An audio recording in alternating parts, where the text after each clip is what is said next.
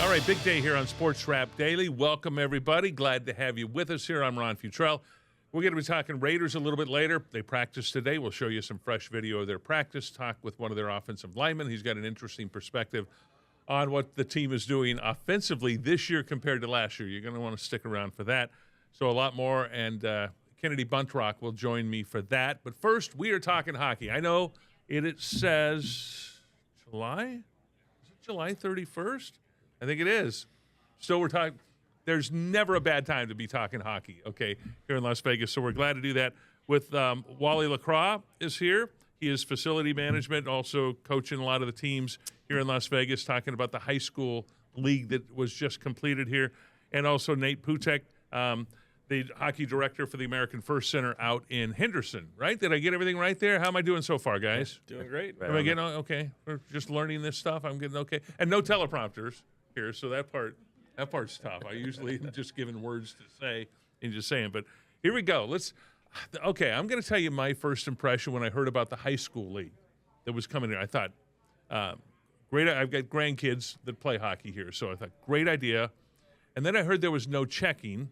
And so then I thought, what? They can't hit each other? Because they love to hit each other because they're in a family with 3 boys, so that's what they do all the time. But I've come around on that part of it and going, and they have too. And I saw the level of hockey throughout the season because I went to many of the games improve, and they played a different style of hockey without having to hit each other and the checking out there on the ice. So, Wally, we'll start with you. And I think for the first year doing this, tremendous success. I'm going to call it from a grandparent's point of view, a hockey fan point of view, and everything, that it really worked out well this year. Would you say? Yeah, no, we're pretty impressed with the way everything went down. To touch a little bit on the hitting thing, you're right. That is a big part of the game, the hitting, right?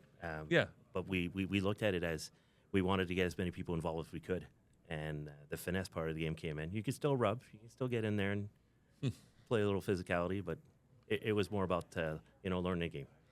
The comments in the stands, some of the comments were by me that I would make and I'd hear, is when the guys would hit each other and we'd all look at each other and laugh and go, oh, it's a no-contact league. But they let them get away with stuff to a degree. And I think the refs knew the players pretty well. But overall, your thoughts, Nate? What'd you think in watching it? Because they played out in Henderson. They played at City National up at and also at the old Santa Fe, or not Santa Fe, rather. The old Fiesta. Fiesta, thank you. The high-low now. Yeah, right from the start, when we went and started this process way back when, it was quite interesting to see kind of what the product was going to be. That was the hitting aspect was one of the things we really talked about and dissected and debated. And then, like Wally said, we settled on a path. And once we went through it, to see the product that was getting out there right from the tryouts really moving forward into the games, I think it was a home run. No, absolutely. I do too. I think it was fun to watch the games, enjoyed it. More hockey is better hockey. Let's go there, first of all. So I'm a little bit lean towards that direction, is that you're having more. And to get the kids out there, have them play. And then I understand then, of course, as you have told me, and I learned in talking to Bruce Cassidy about it, his son played a defender on the Red Rock team. And it was, yes, it made sense at that level to be able to include different levels of hockey players instead of the ones that just go travel teams. The more novice hockey players had a chance without getting whacked too hard on the ice. That was sort of the idea, was it, Wally? I think ultimately if we would have involved checking from the start like we've been talking about, it probably would have been an issue with the players that don't travel, players that skate once a week only, as to where your travel kids are usually doing 3 days a week. So skill level is way different there, and that's ultimately the best part of it, right? We got an opportunity to get more kids in playing and having fun, and huge success. We got some video. Let's go ahead and show some video of some of the stuff that happened this year. And this, obviously, it's right away, City National Arena, where they played. And you divided, now there's a Red Rock team, but you divided the Valley into specific areas so that players that lived based roughly in those areas played on specific teams. How many total teams were there? There were 8 separate areas, if you will, 8 major, 8 minor. Think of it JV, varsity, however you want to think of it in those terms. But There's 8 total, and we based it on registration as opposed to necessarily the school district. So if it was by zip code, so some people maybe in Anthem might have moved slightly over into Black Mountain or vice versa, but it was just based on the registrations. This is going to grow and get bigger and better. How about that for a wild guess on my part? What do you think, Wally? Is that the plan? Is that the idea? Ultimately, that's the whole plan, right? The whole idea behind this is get the schools involved and make this a letter sport. Yeah, no, that's fun to see the guys out there. And gals. You had some gals playing and competing against the guys, too, I understand. Impressive, too. Like, really impressed with a lot of the female athletes that were out there, the way they performed. There's a championship right there. I did see the semifinals. That was sort of nice to be able to check that out. And hockey here, I'm looking at some of the high school teams now, pretty competitive. It's getting better, would you say? I mean, with Faith and Gorman are the 2 high school teams. For a while, it was just Faith, and now you got both Faith and Gorman with high school teams. It's expensive. I don't know if you guys heard this. It's expensive to build ice and the arenas and then to play the sport. So you can do it with Faith and Gorman. They got the money. Yeah. I think it just helps in ultimately this league being a byproduct of what's coming through. But you're just seeing just at the various levels, just in the numbers, when the numbers go up, a big part of that's the Knights coming into town, I know. But just seeing the numbers go up, that's going to breed that higher skill level, faster pace, and now you're able to put together, where we started with the one Faith High School. Now we are talking about potentially having a community valley-based league. I mean, it's grown pretty quickly. It has, Wally. You've been here for a long time watching the hockey grow in the valley. So 1991. So yeah, definitely. When we just all we had was a Santa Fe back then. Santa Fe Hotel, great design, great building. We were just talking about it off air a little bit, but it was. It was so packed that you had one sheet of ice with so many hockey players. We had to intermix everybody together to make it happen, make it work. It was great. Okay, the NHL, when they first came to town, they had the Learn to Play program. And they do that, I assume, whenever they, like in Salt Lake, they're probably doing that now, where the gear is relatively inexpensive, must be paid for in part by the NHL to get people and kids out there playing hockey. It worked with 2 of my grandkids. Okay, so now they're full on. Oh no, I buy them sticks and skates sometimes. That stuff is expensive. Did you guys? Did either one of you guys know that it costs a little bit? Oh, definitely. Okay, it's not always a secret. No, do you always want on our minds. It was. Do you want the $600 skates or the $800 skates, Zachary? Oh, the $800 skates are probably better. Okay, of course. And I sort of got him into it, so I feel guilty. Oh, the sticks. Oh, can we find a $200 stick instead of the $300 stick? No, how about the $300 stick? But so it is expensive. It start out early. They have these programs, but it is.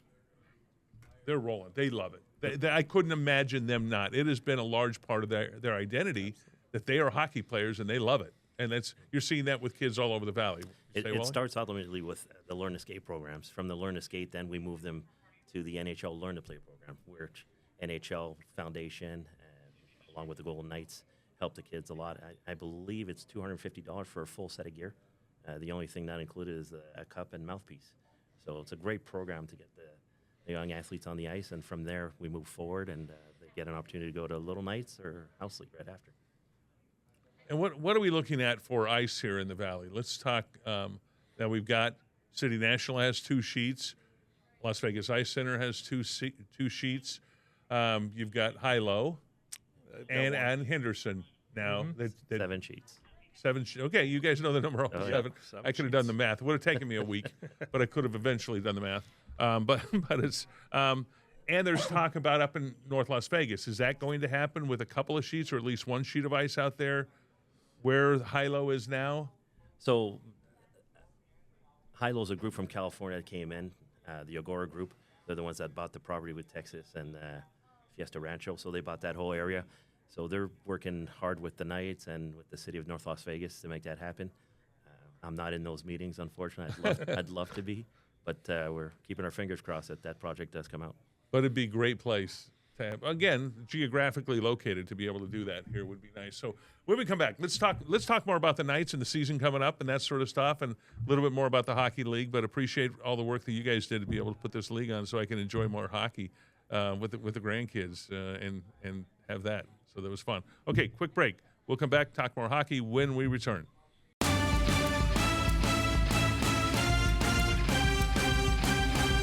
right, welcome back. It's end of July, beginning of August, coming up here tomorrow, and it's hotter than hell outside, and we were talking hockey. Great thing to be able to do here in Las Vegas. Can I say that? Can I say that word, Carlos? You're gonna have to bleep that out. No, we'll go. Okay. In case I get in trouble. But Wally LaCroix is here with us, and Nate Putek talking hockey about the league that just completed, the high school league. Very successful first year to be able to do that here in town. Let's talk about the Golden Knights, okay? And they always do something magical in the offseason. They find a player, and there was one player that they had their sights on and one player that everybody wanted but sort of cleared the way for the Knights to be able to make it happen with Mitch Marner coming here. What are your thoughts? We'll start, Nate, with you on Mitch Marner coming to Vegas. Toronto had a great career in Toronto, loved Toronto, was from Toronto and everything, but it was time for him to leave and come here to Vegas because he wants to win some championships. How about that? Yeah, I mean, that's biggest splashes you're going to get or see in the offseason. So to have him in town here, big personality, big talent. I'm excited to see what he can do, especially maybe unlock a few of our players. Not to say that we didn't have the talent there before, but just to see that level of talent now that surpasses those guys, to see what they might unlock out of a few other guys as well. It's going to be exciting. Very exciting. The Knights are in pretty good shape with centers, but another forward or two never hurts either, and that's what you got in him, one of the best forwards in the NHL. Yeah, it's hard to deny when you're getting 100 points plus into your lineup to start the season. Like I said, I think that just helps breed the scoring, and it catches like wildfire throughout. As coaches ourselves, to see that level and just to have it. I don't want to say an easy button, but to have it a little bit easier than you've had in the past. I think it's phenomenal. What are your thoughts, Wally, on this coming up to this hockey season? I think Marner, for him, probably a great opportunity to get out of a really heavy hockey traffic area. He's a hometown boy.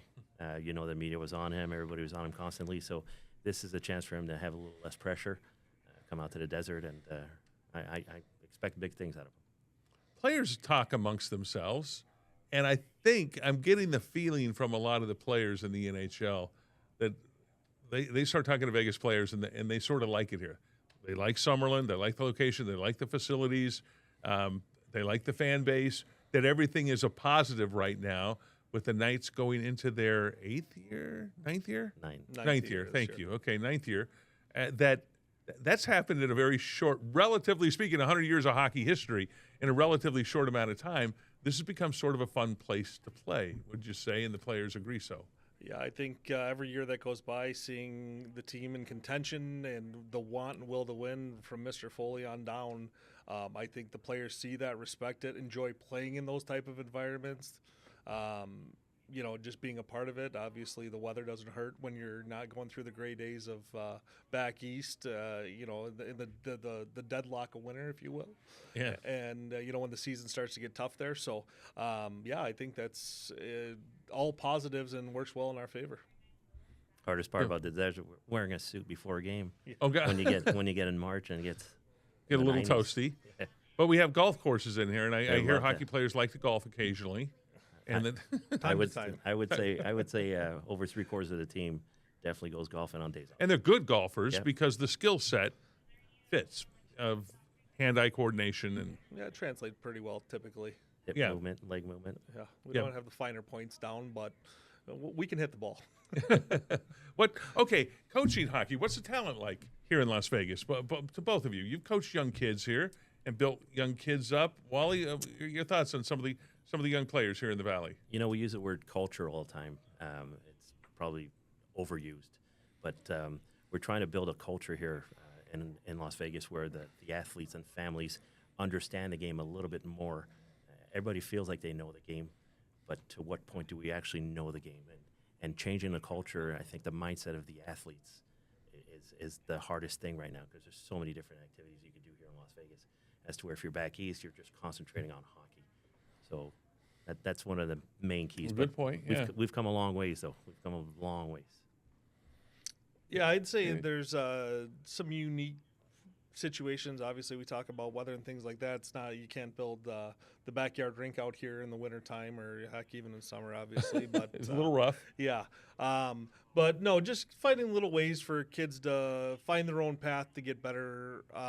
Like Wally said, the culture of aspect of it is, doing that next little thing, making yourself better, shooting pucks in the garage, or playing a little bit of road hockey up at the local park or wherever the case may be. And I think it's doable out here, and I think the more kids that start to do it, I know some of my players now, albeit they're teenage kids, but they'll get together and go and play, and that camaraderie plus the skills they're working on at the time start to translate to the ice. So they're starting to find their way. Are the Thunderbirds still active here? The junior league team? They're the Henderson Force now.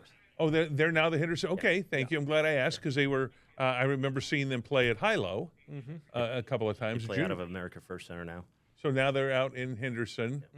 The old lifeguard was now takes me a while. It's now American First. America First Center. I was just there, a week or so ago, and saw it on the side of the building and said, "Oh, that's right. When did they change it?" I remember that press release. I should read them more often and commit them to memory. But no, it's been fun to talk some hockey here with you guys. Wayne LaCroix and also Nate Pucek here talking Vegas Golden Knights. We'll get ready for hockey season here, and it'll be here before we know it, right? That's sort of the idea. Right around the corner. Rookie camp coming up here shortly.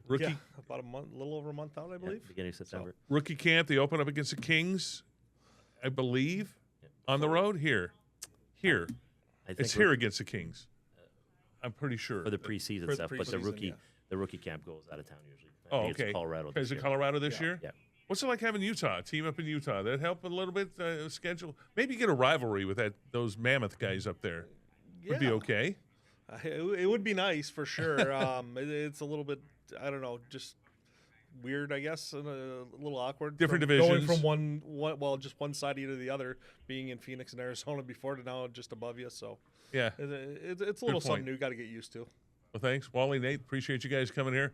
Talking some hockey. We'll be talking some football when we come back. Kennedy Buntrock will join me, and we'll jump into that.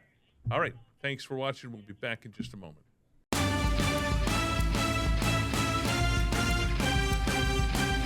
Welcome back, Sports Wrap Daily. Here we go. We've talking some hockey in the last segments, even though it is July going into August, but it is Raider football season as well. The Athletics made a big trade today. We'll talk about that probably in our final segment. But first, let's introduce Kennedy Buntrock. You've been on with us before here, star tennis player at Cal Poly San Luis Obispo. I'm glad to be back, ready to talk some football. Let's go. What do you think? Let's show some of the video from practice today so you can see a lot of the video shot. I'm not exactly sure everything is going to be there, but it's just we're going to be checking it. Look at the tight ends going out. Look at those Raiders run. And look at those. They are fast. Yeah, they can sure run. That's for sure. That is Brock Bowers right there, number 89. He was a rookie last year, one of the top receivers in NFL history. As a rookie, he set a record for most receptions with Michael Mayer, the tight end from a couple of years ago. So what do you think when you look at these Raiders getting ready to start the season, Kennedy? I mean, I'm excited. They're up and at it at 8 in the morning at practice, ready to go. So I think, they're getting pumped up for the season. And I think just with these new offensive changes, there's a lot of positive, optimistic thoughts to come for this team. They have their first game on next Thursday against Seattle, which is kind of ironic because of the new coach, Pete Carroll. Carroll. He coached in Seattle last, won a Super Bowl there. Yeah, so that should be kind of interesting, playing back at his home field, but it's great, let's go out there and compete. And Geno Smith, the quarterback, number 7 right there. They've also got him back first year with the Raiders, but he's going back to Seattle where he played a large part of his career. Right. That's also pretty funny. I mean, I think that, they might feel mixed emotions, but probably not because this is just their sport and, it's just a business. And it's time to just go out there and play football and go get that dub. But I also think another great thing is Ashton Genty overall sixth pick in the draft. He's going to do a lot for this team, and I'm just really looking forward to seeing, how he can improve the success of the Raiders. A lot of people have high hopes on him for good reason. He was picked in that spot, played at Boise State, is tough to tackle. How about that? You want that in a running back. It's sort of a good thing. Yeah, sort of a good thing, yeah. Pretty big guy. Big guy, low center of gravity, and quick. He got all those tools. We'll see if they can do it, if the offensive line can open the holes for him. I think they're going to be a running team first before they're a passing team. That's sort of what Pete Carroll does. Yes. Oh, speaking there of, he is. there we go. Look at Pete Carroll hanging out with some of the military guys out there. That's a nice gesture That is. Yeah, that's great. to see him out there. Oh, there he goes. Okay. He can still run. He's 74 years old, okay? So Wow. he's 74 years old. He gets up and goes at it, and Wow, he looks he's great. very active with all the players out there and taking care of them and what they do. So Yeah, no, I'm excited to see what he can do for this team culture-wise. Just because in the past we've had a few issues, so looking forward to just a new change in coaching and seeing what that can do for the Raiders. a break. When we come back, Kennedy, we got Thayer Mumford. He had an interesting thing to say about the Raiders this season. Then we'll talk a little bit about the Athletics. When we return, Sports Wrap Daily.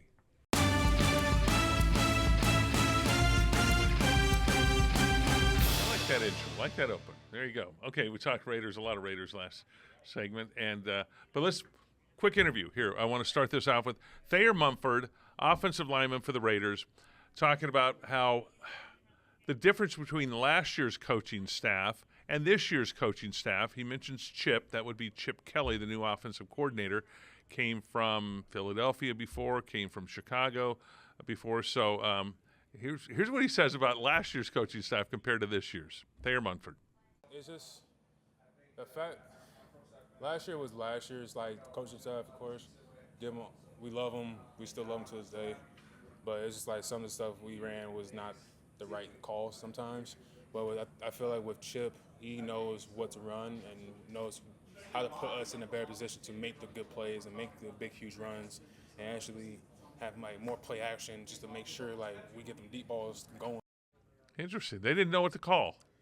Yeah. Last year. Apparently. Didn't like some of the play calls. Okay. And that was a complaint that a lot of players, he's not the only one, Right. but a lot of players voiced that last season. And you have to respect his opinion because he's out there, actually doing the work.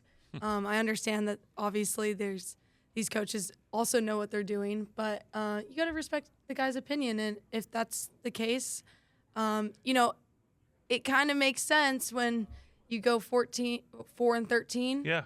So it might Yes. make a little sense what he's saying. So I think, he's just feeling optimistic about this new coaching staff and hopefully getting some better calls. I'll make a prediction. They're not going 4-13 this year. No, I'm hoping for 7 or 8. That's what most people think, right around there. That's that won't get them in the playoffs, but it'll be progress. But makes it only sense. takes one more game, right? Yeah. 9. If you win 9 games, 10 games, you're in the playoffs. Right. Okay. There you go. Sometimes 9. So you never know. Okay, big trade today. I want to mention that happened with the Athletics here. Their closer, Mason Miller, their bullpen guy, their ace reliever, threw a pitch over 104 miles an hour last week. But anyway, as predicted, he got traded for a bunch of minor leaguers that they're bringing up that will play here in Vegas. And the A's making some moves right now, preparing for Vegas in a couple of years. Yeah, I'm really excited about this new baseball team coming to Vegas. I think I'm already driving past the stadium and it's looking good. Okay, yeah, you're no, good. they're getting out there, going to work. So I'm really looking forward to hopefully going to a few baseball games. In a few years, Yeah, a few 2028, years, but it'll be here before we know it. Yeah, exactly.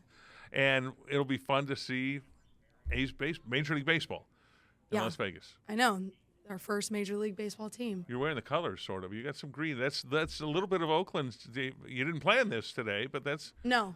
a little bit of A's colors. Yeah, exactly. I said Oakland accidentally. Okay. They might get upset at you. Okay, well, whatever. Okay.